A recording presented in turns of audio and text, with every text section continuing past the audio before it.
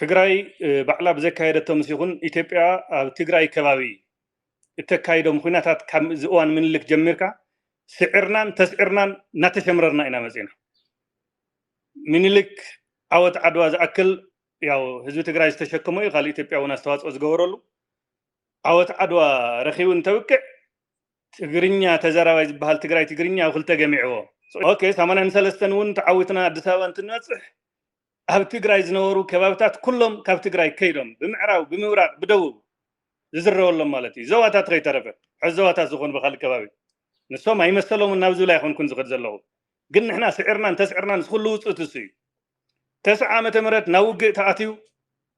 ዝኾነ ውፅኢት ንፈልጦ እዩ ክሳዕ ሕዚ ዘይተፈትሑ ብዙሓት ፀገማት ሒዙልና መፅኡ 2013 ኣብ ልዕልና ኣይተኣውጅ እቲ ኩናት ብውፅኢቱ ትሕዝ ዘለዎ እዩ ምዕራብ ትግራይ ክሳዕ ሕዚ ኢድና ይኣተወን ብዙሓት ከባቢታት ፀለምቲ ብምብራቅ ብኢሮብ ብኩሉ ከባቢ ማለት እዩ ብማእኸል ብሰሜን ምዕራብ ንኢስና ተሸምሪርና ሕዚ እውን ከም ተጋሩ ከዋፅአና ዝነበሮ ብፅንዓት እውን ዝኣምነሉ ኮፍ ኢልና ፀገማትና ክንግምግምን ኣብ ሕቶታትና ተረዳዲእና ንባህግና ሓቢርካ ምስራሕን እዩ ዝግባእ ነይሩ ካብዚ ሓሊፍና ግን እንታይ እዩ ዝግበር ዘሎ መስለካ ሕዚ ሕቶን ዘልዕለ ሰብ እናፀለምካ እናንዓቕካ ማለት ክንዕቕ ዝሓስብ ዘሎ ትንዕቑ እዩ ሓቂ ንምዝራብ እዚ ዝበሃል ስብእና ዘይብሉ እዩ እዚ ዝበሃል ፖለቲካል ካሊበር ዘይብሉ እዩ እዚ ዝበሃል ህዝባውነት ዘይብሉ እዩ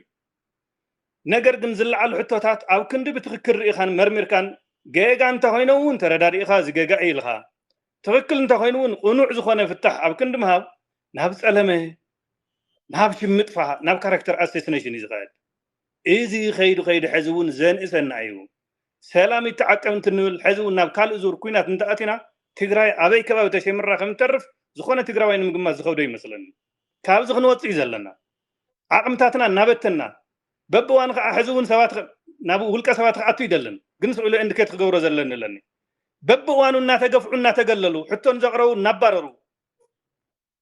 ትግራይ ክንደይ ዋጋ እናኸፈለት መፅያ